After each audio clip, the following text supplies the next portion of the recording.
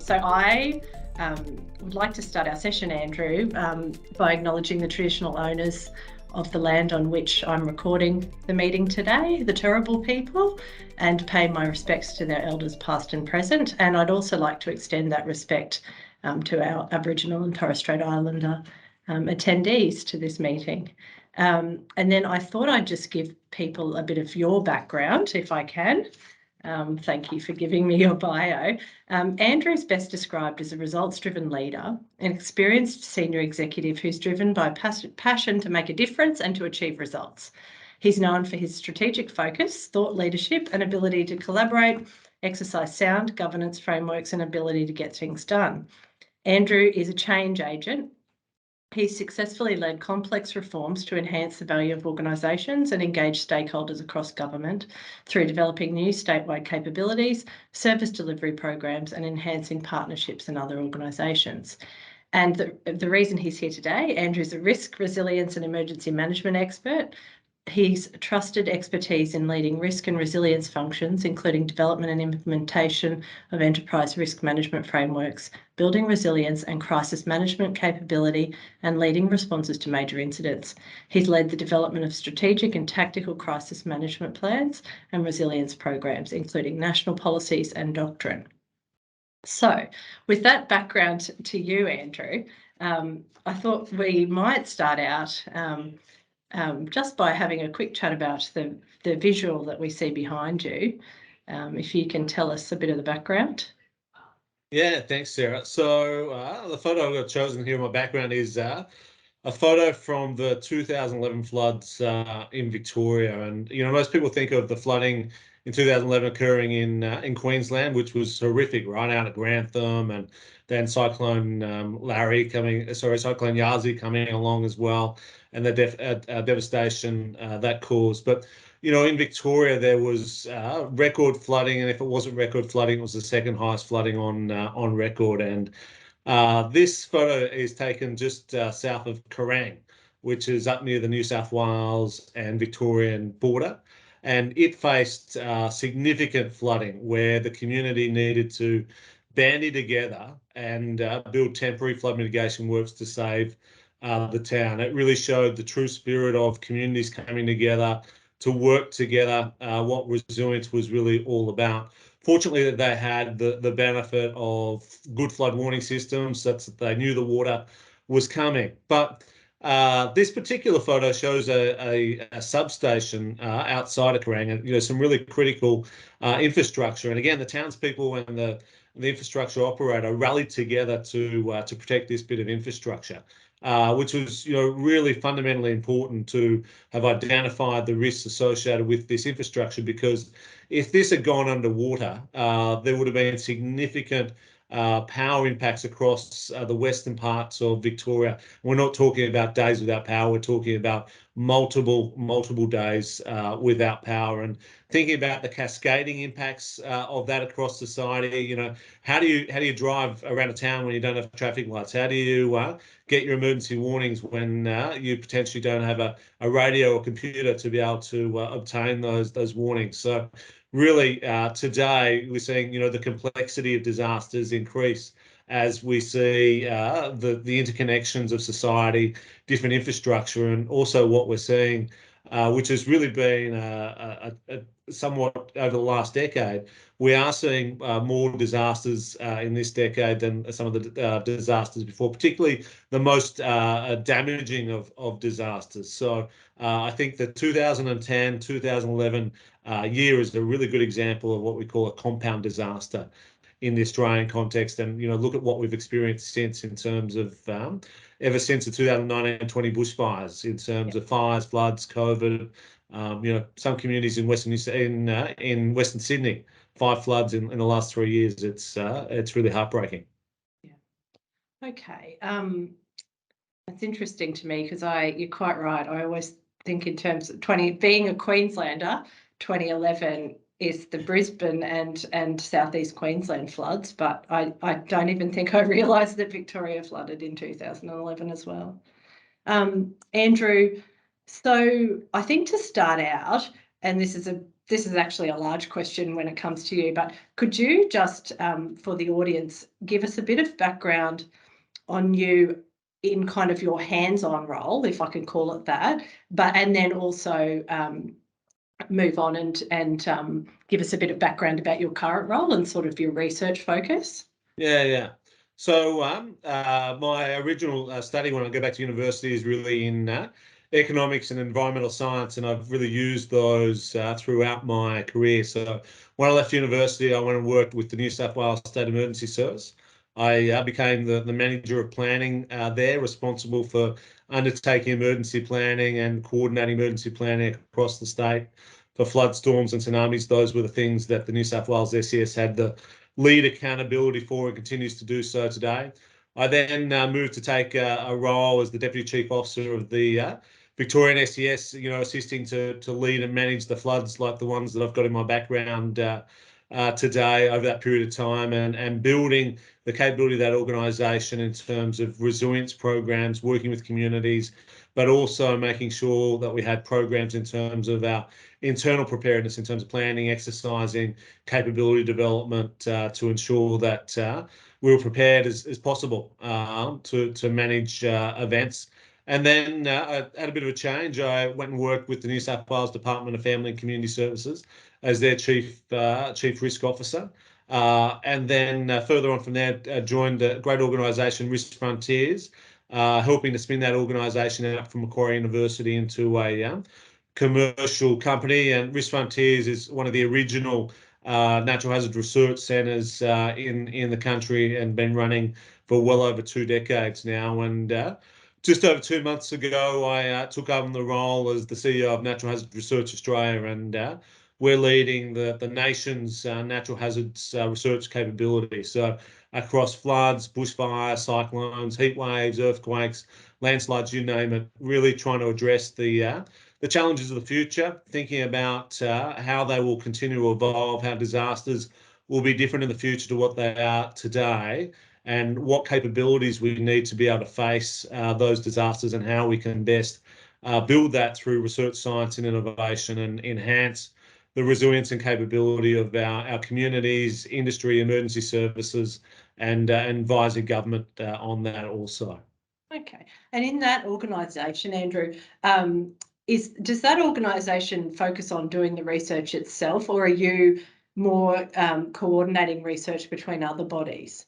Yeah. So the way we work is very collaboratively. We're not a cooperative research centre like the former national research vehicles have been, which gives us more flexibility. But essentially, we work collaboratively across what we call our partner organisations, which are essentially end users of our research. So we've got 32 of those, which are typically state and territory disaster management organisations, and those organisations which are really key to disaster management arrangements in Australia's jurisdictions.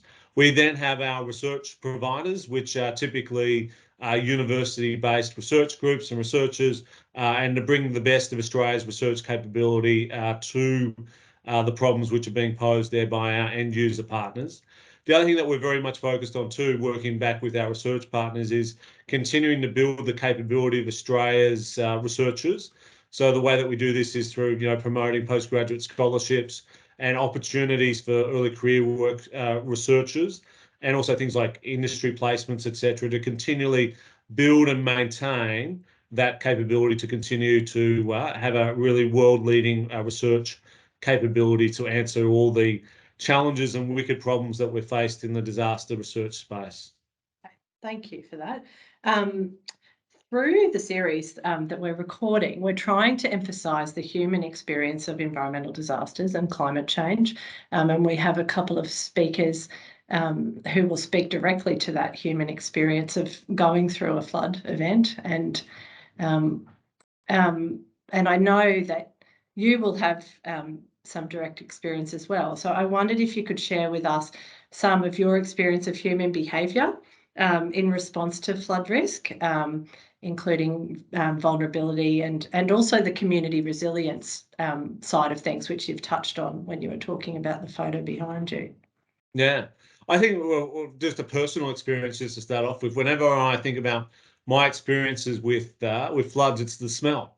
Every flood has the same smell. It's the smell of the mud. And the moment you hop out of the car into a flooded area, there is that wet, muddy smell that is all too familiar from each flood. And but talking more about community behaviour, and I suppose one is from a observational perspective, having taken leadership roles in managing large flood events. But the other one there too is through various research interests, researching the behaviour of communities during flooding. And probably the first one I really like to touch on is really our biggest challenge in protecting people around flooding and that is encouraging people not to enter floodwaters. And as we've seen in the recent floods of this year in 2022, we've unfortunately had people enter floodwaters and ended up with very fatal circumstances as a consequence. So what we know about people entering floodwater is that it's really an entrenched behaviour. People who have grown up around floods or experienced floods before seem to be quite comfortable with entering floodwater. But often they also find floodwater difficult to judge. And there are, some uncertainties there. So, how fast is the floodwater going? How deep is it? Though people might attempt to measure these things, what may sometimes be misunderstood is just how little a misjudgment of the situation might actually relate and cause a really poor outcome, needing to be rescued. And, unfortunately too, as I've mentioned there, having fatal outcomes as well. It's so interesting you say that. I just happened upon, I don't even know where I saw it, Andrew, but it looked like it was a bit of an experiment that was being done where they had a four-wheel drive, quite a large four-wheel drive, and it was in an enclosed kind of tank almost, and they were putting the water in and showing really that the water only had to get to a very low point before they were able to physically, just with one or two people, maneuver the car within the tank, which was quite surprising to me, that size of car became buoyant and sort of capable of floating away with quite a low level of water. Yeah, and that's the great work of the Water Research Laboratory at University of New South Wales, and testing real vehicles, because in the research space, up until that point in time, my understanding is that they were testing, smaller scale vehicles. So that's really the first bit of research that was looking at actual vehicles at scale. And it's about a foot, really, is the limit to which like a large vehicle like that can actually safely drive through flood water. But the key thing is it's not something you really want to get down to the fine nuance of. Whether or not it's 25 centimetres, 35 centimetres, it doesn't really matter. You shouldn't be there, and we should be recognising that it is dangerous to be entering floodwater. And, other people not only drive, but they also enter on foot or attempt to play. And, they're all had fatal consequences for individuals in the past as well. So that's really important to heed those messages. The other thing on the community resilience side is, we saw this in Lismore, right? We had these catastrophic floods like we saw in Lismore earlier the year. And we should always be expecting in these extremes that emergency services can't be everywhere, right? They can't have a flood rescue boat in front of everybody's home the moment it's flooded. And that's really the importance of people following early warnings, advice from emergency service to evacuate early, and so they're not trapped during floods and needing to be rescued and ending up in really dangerous circumstances like we saw in Lismore. But I think the thing that we need to celebrate out of events like Lismore in particular is the way the communities came together and their self-reliance to be able to get together and help each other out, and let's save countless lives. Now, the challenge there for the traditional emergency services is how you embrace that, and also how you make it safer. Like, I've watched videos of some of the community responses there, and some of these people that came to the rescue of others, they very much almost came to peril themselves on numerous occasions, be it power lines, capsized boats, etc. So people risk their lives to do that, but how can we embrace that community behaviour, and how can we also look to make it safer in the future as well? Yeah, okay, that's really helpful. Thank you. Just having a look at a couple of our other questions. In the context of planning for catastrophic flooding and focusing on flooding, what do you think is possible practically and effectively, and how do we include climate and demographic change in that? Yeah. And so when we're talking about future risk, firstly, then it's sort of, what's shaping future catastrophes. So one is climate change. The frequency of climate extremes is changing, expecting to see more frequent climate extremes into the future. We know our atmosphere can also hold more water as well. So again, all impacting on the ability to generate floods, particularly flash flooding in particular.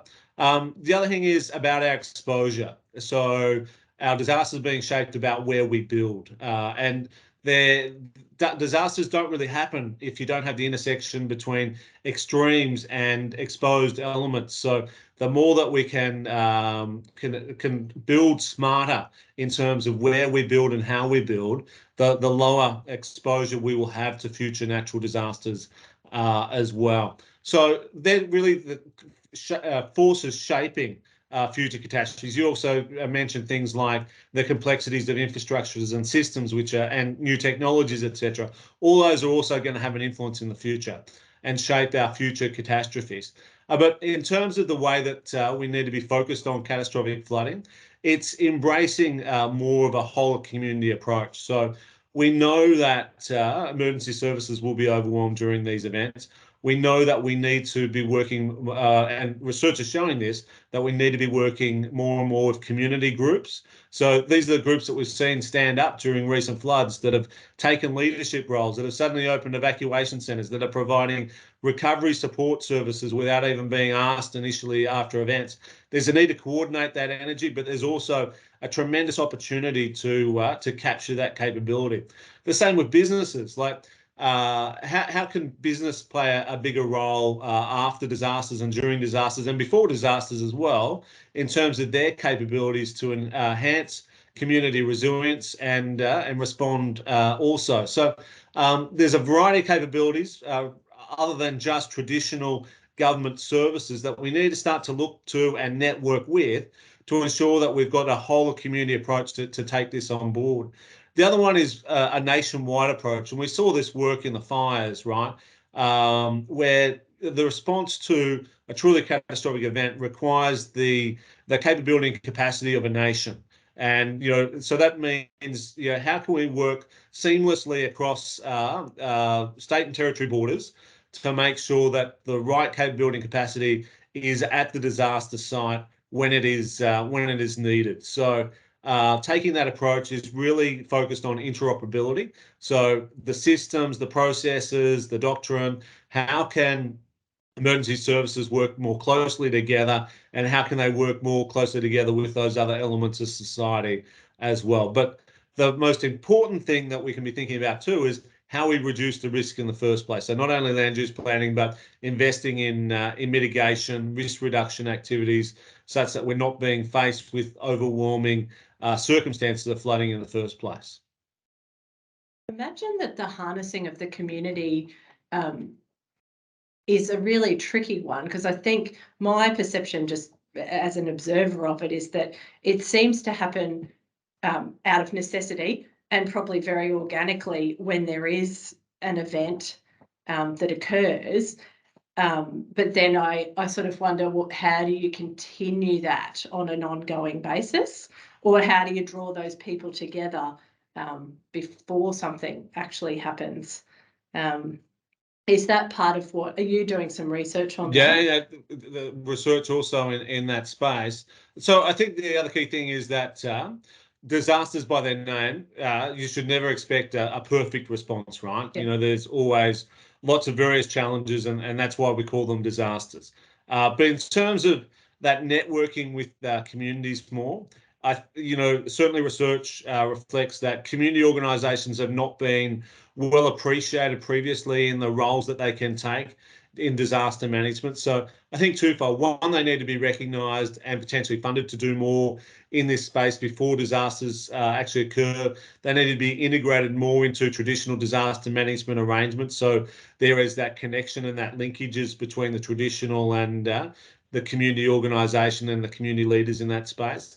Yeah. The other one there is the role of local government too. So local government has the greatest connections to these groups, and giving local government a greater role in terms of building community resilience and building that capability to do that in partnership with community organisations is really important, such that those connections maintain whilst events are not occurring, and we continue to build momentum in reducing risk in our communities.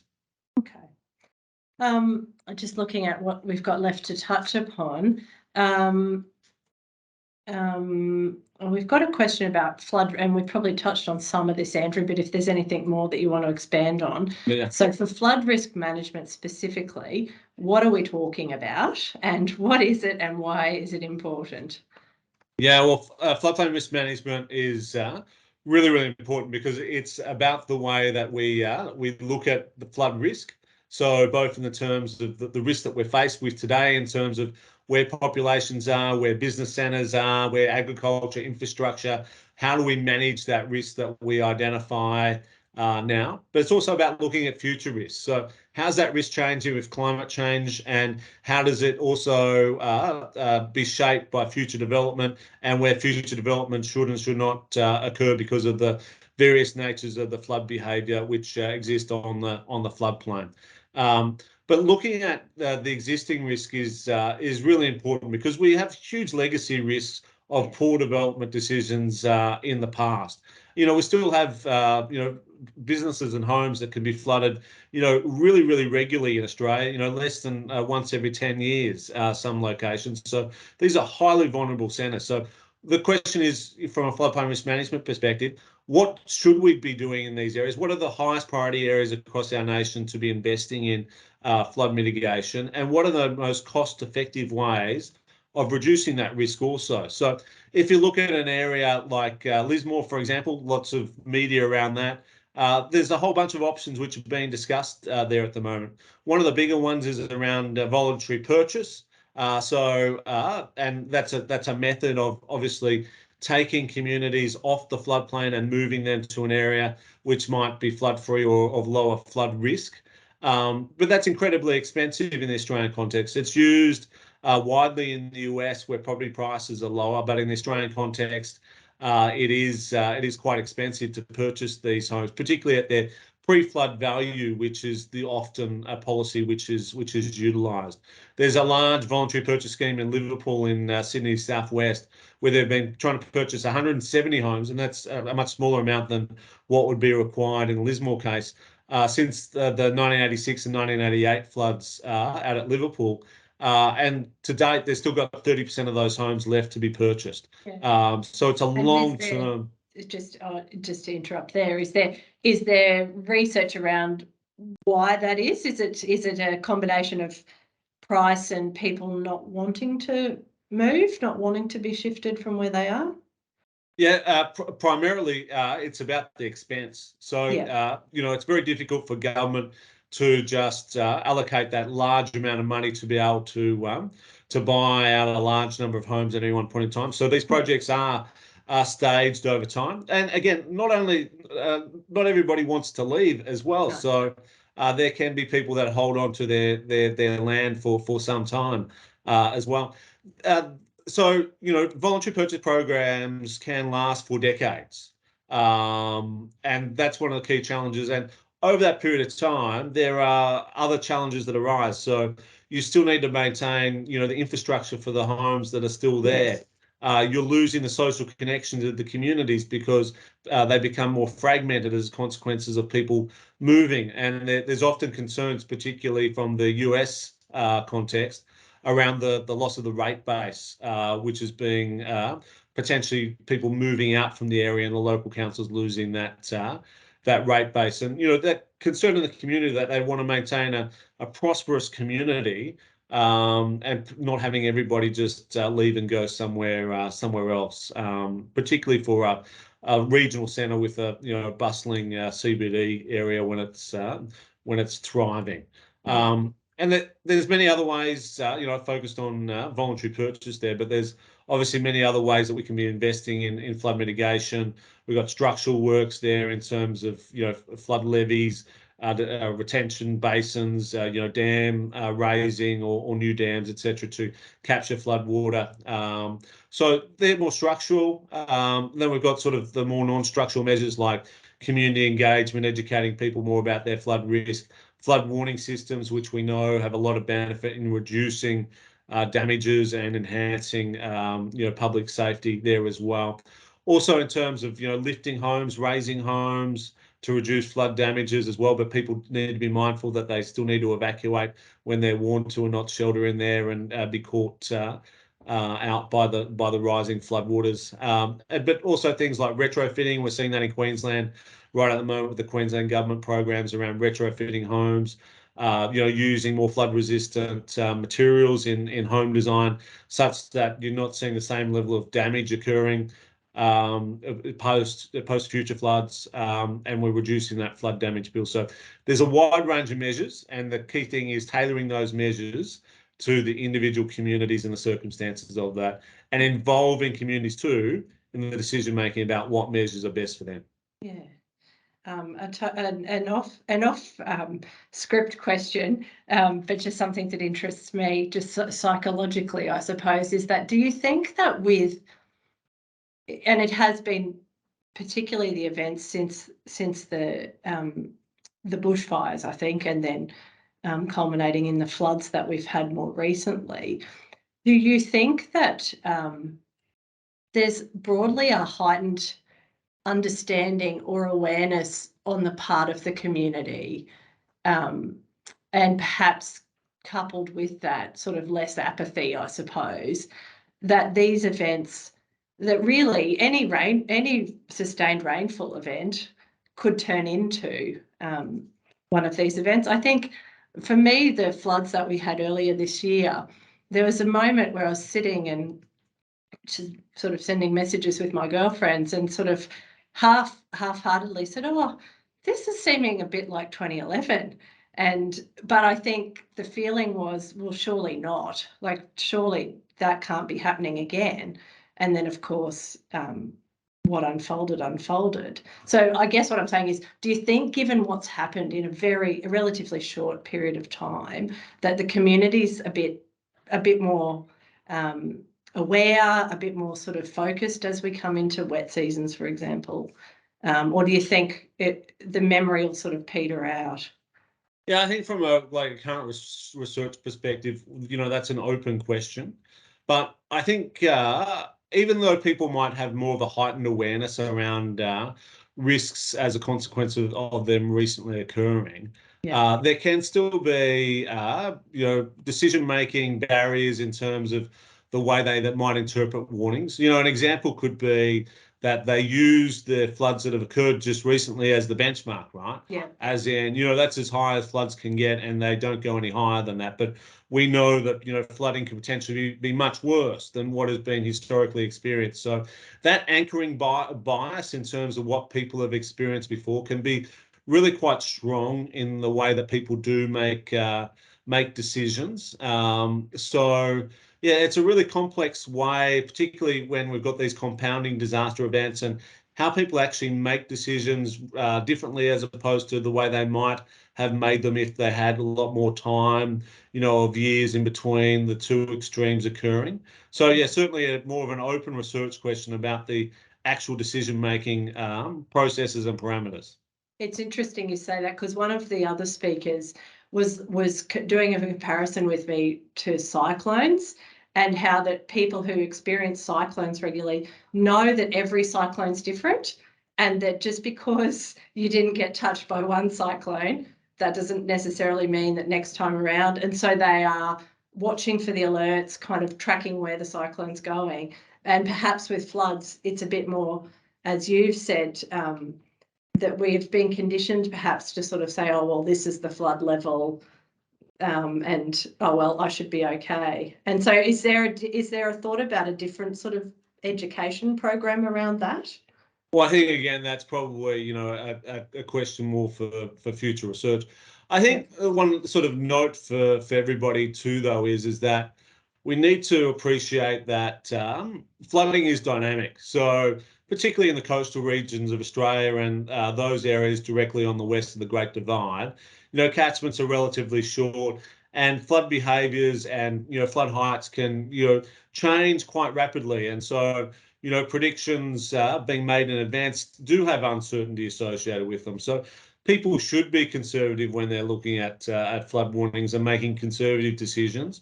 Emergency services will always put safety in front of everything, and trying to ride out a flood at home and hoping that it's not going to get any higher than your floor level is, me personally, I couldn't understand doing that so much, because once it does get above your floor level and it just happened to get a bit higher than what was being predicted, you're not in a great circumstance, particularly if you've got vulnerable people in your home, and you're trapped, and you're really either going to wait it out and hope for the best, or need to be rescued. Yeah. Okay, well, I think I've come to the end of what I wanted to chat to you about, but is there anything you'd sort of like to wrap up with? Yeah, I think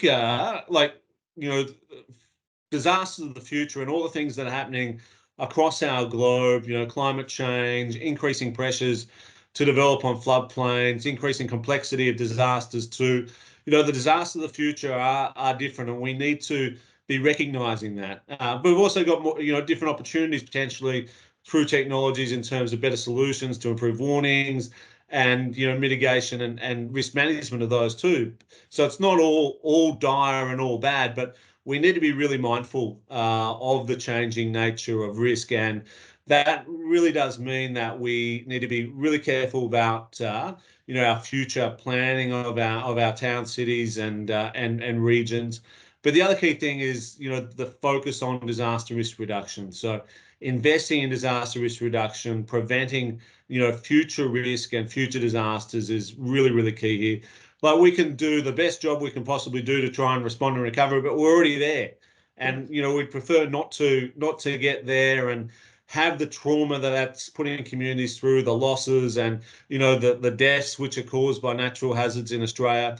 And our research certainly shows spending that money upstream and reducing the risk in the first place is where we need to be focusing our efforts. Okay, thank you very much. Pleasure. Thanks, Andrew.